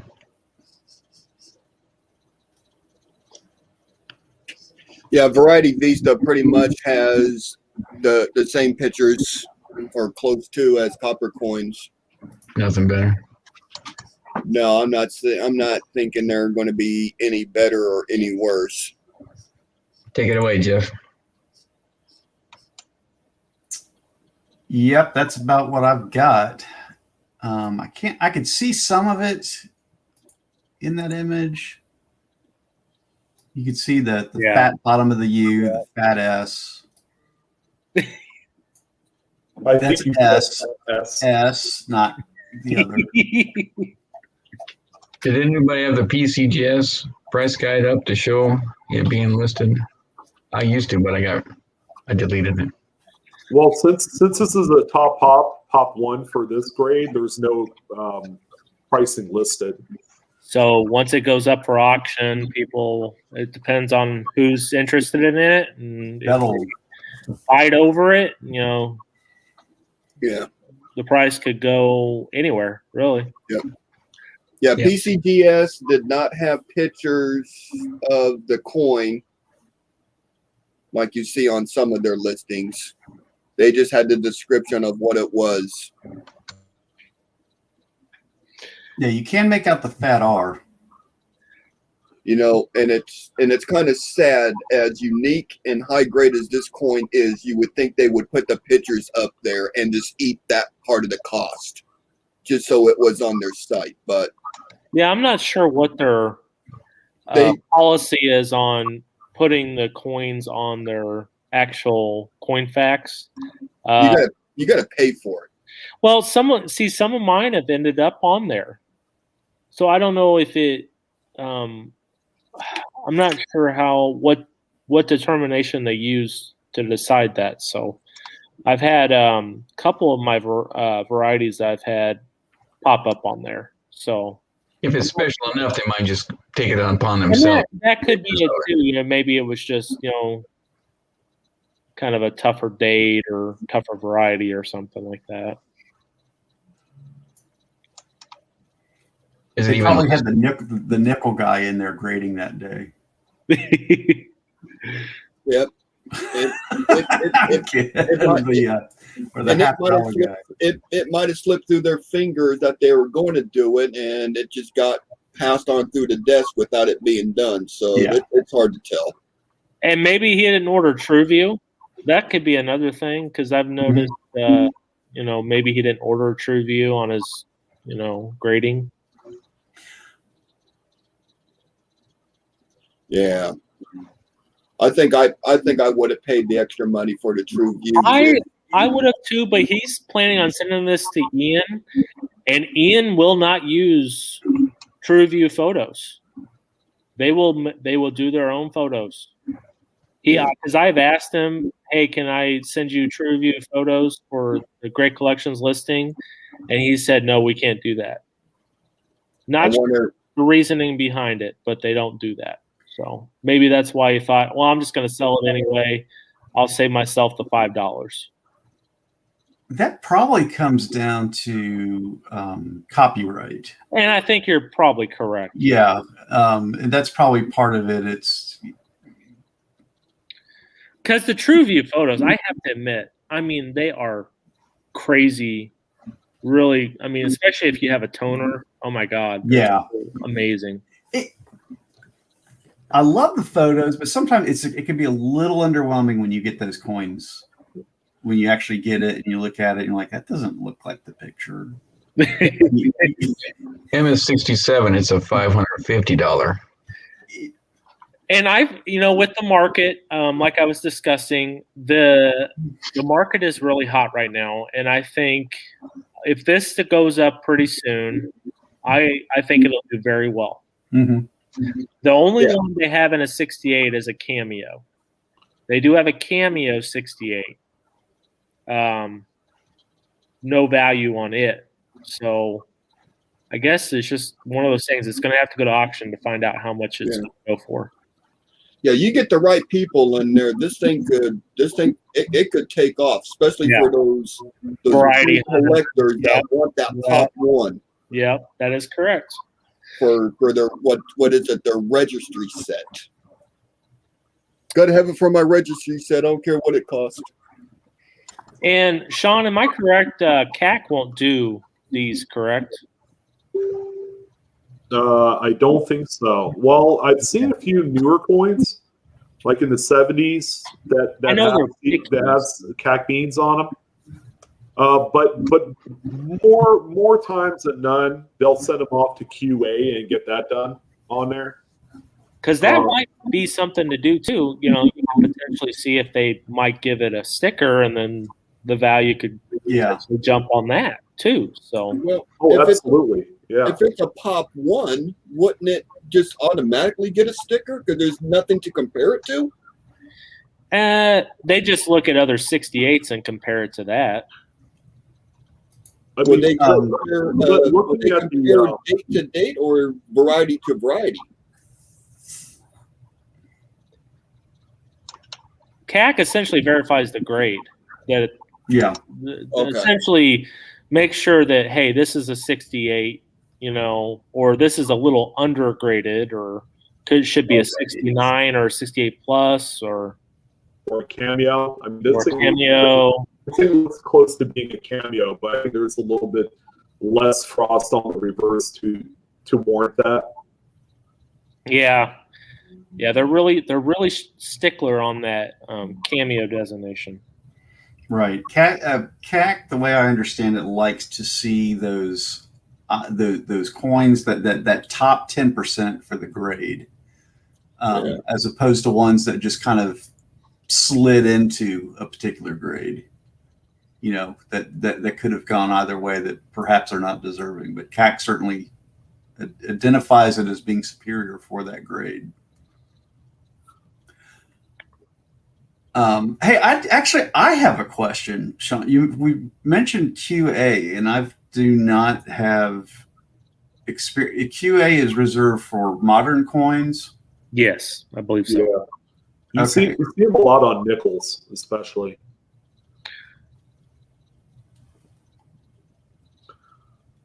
They are the modern equivalent to CAC. CAC. Okay. Yeah. And I believe they either have 2 or 3 different grades of QA stickers. Like CAC has the green and gold.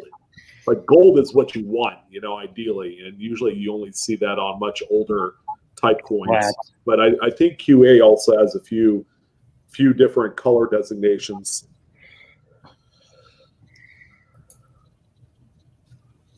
Yep.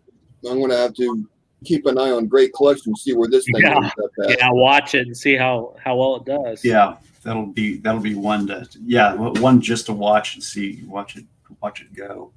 Congratulations, it's a great coin. Yeah, darn it.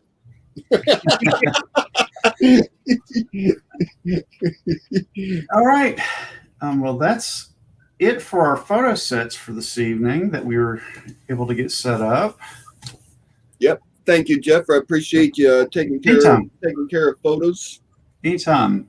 Tonight, we had actually an email come in, and I think it's going to make just a good little discussion topic for tonight. And it's about we got the 3 big slab companies. We got PCGS, NGC, and Annex. Thank you. The question is about the garage slabs. So I figured anybody that might know some stuff about that could talk about that. I know we got ICG is kind of one of the grading companies that's out there. PCGS. I've seen slabs with a Superman grading company on it. That's a garage slab. Well, So- there are good garage slabs. One that comes to mind are the original David Hall flips. That predates PCGS. So essentially, Mr. David Hall, who was one of the founders of PCGS, had his own grading service and had, I don't know if he'd done this through a small office or something, but he did a lot of his own certification and put them in like the clear 2x2 flips, I think. Those were considered coins that were undergraded. You know, kind of like finding the original like PCGS Rattlers and OGHs.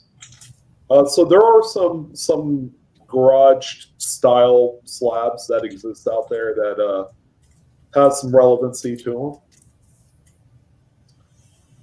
Yeah, here's 3 of the ones I did. I picked up a lot of the modern commemoratives that are actually pretty valuable that were raw. Yep. I see you, Carl. All right. And I wanted to make sure they got put somewhere, you know, put into something that looks nice, that kind of identifies them. I wasn't going to pay to get them slabbed. There's Is that where you got them from, Jeff, on Wizard coins? yeah, I got these from Coin Wizards, the site that had them. The company that has them it's a Lighthouse product, and they make pretty good. See, I was able to make my own labels for it and everything. I could have gone crazy with a label, and I've actually been known to go crazy with some of my labels and put some a lot of information on them. But When you buy those, do they come with the cellophane like you got on them? no, that's a guardhouse product. That's a slab Okay. protector that just keeps the slab from getting scratched up. Hey, I have one for you if you want to show mine too. You're up. Oh, AccuGrade, yep. there you go. And this is the reverse. So it kind of tells you the strike, surface. And this one graded, I think it's a 65, but I don't know. It's kind of hard to see on my camera there. It's got a little glare, but. Yep. Yeah, we see it. And then let me see. We'll add this to the stream. There you go. Lighthouse, you could buy slabs and you could make your own labels and put on it, and you could put your coins in a slab. And a lot of people will do that for their collection. They just print out something, they put it, and then their collection is in slabs. It's protected. So that's always an option, that you could slab your own coins for your own personal collection and or to preserve them a little bit better. I believe Wizard Coin Supplies also carry the slabs. This is Lighthouse's site. That's Wizard. Yeah, it's Wizard there. Yeah. And then Lighthouse, Lighthouse has them. Yeah. They've got them for all different denominations, even down to the millimeter if you need special size ones.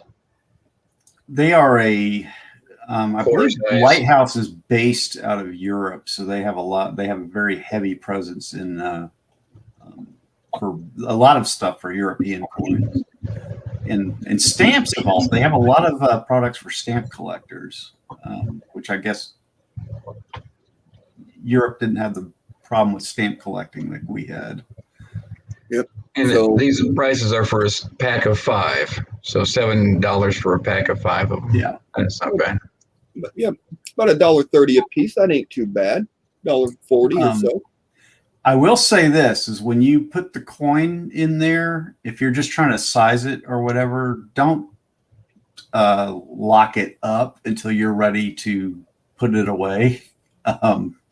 until you're done, have it oriented perfectly, because you cannot get that thing back open. Well, it's kind of like it's a little capsules. You're trying to get them open after you up. Oh my God. Oh no, it's much worse. I did one, and I forgot to I didn't put the label. The label got cattywampus on there, and I had to use a screwdriver to bust it open. How come my camera don't want to work close up? I see it's a Franklin. Kind of waiting. Yeah, this is a PCS stamp and coin. They're actually real big on eBay. They have their website and stuff, and they do a lot of their own slabbing. That's Move a little closer, Eric. Move a little closer. Somebody was asking about the PCSs, is what Closer. spurred the conversation tonight. Yeah, your camera's not one to No, focus. nice try. Yeah, I know, Eddie. Huh? It's got the barcode. It looks all official. Here, wait a minute. Let me do what Ken does. Shake it.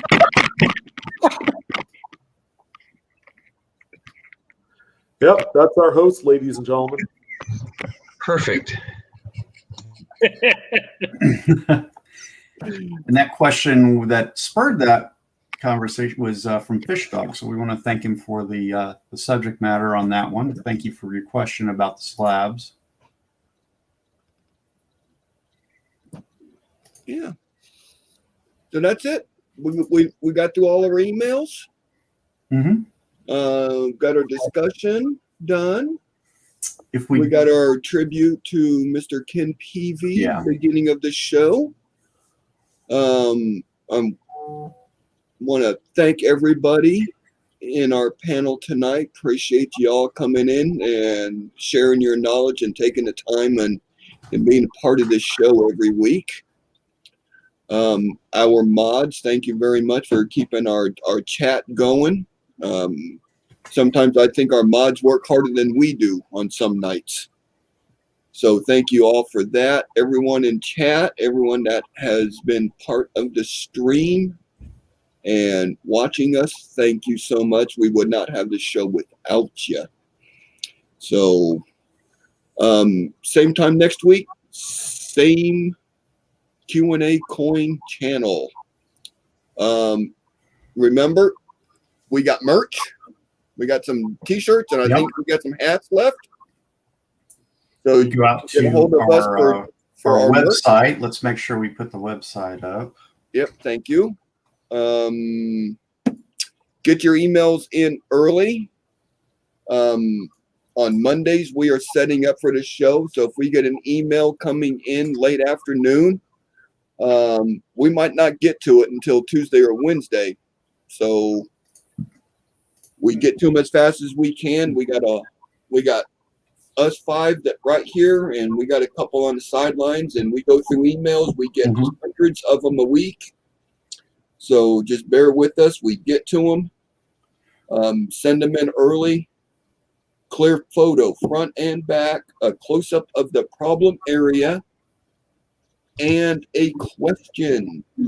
And 1 coin per email, please. 1 coin per email, please. And if there's a problem with the picture quality or something, we'll get back to you and ask.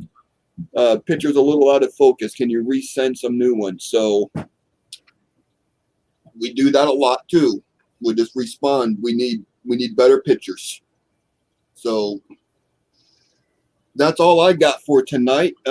Anybody on our panel have any closing remarks? There's a question for Sean in the chat. Tim Pace. Well, it says Sean had already answered it, so. Oh, okay. Oh yeah, groovy, baby. Oh, wait a minute. I hit the wrong button. Yeah, you again. I'm going to stop clicking stuff because that's not going to work out in my favor.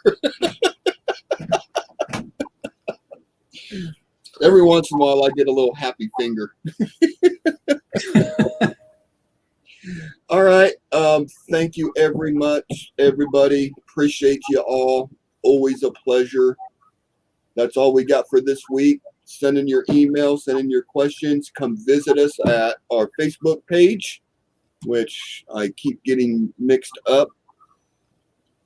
Coin Q&A, Coin Q&A, Facebook. We're there. It's just plain coin Q&A. Yeah, just plain coin. I get that mixed up every week, and every week I stumble on it. Above Sean's head's our email. This way. All right there. Yeah. As everyone on the panel gives a finger. All right. Thank you, everyone. Y'all have a good week. Be true to each other. Be good. Be excellent, as Bill and Ted has always said. Y'all have a good week. See you next time. Good night, everyone. Later.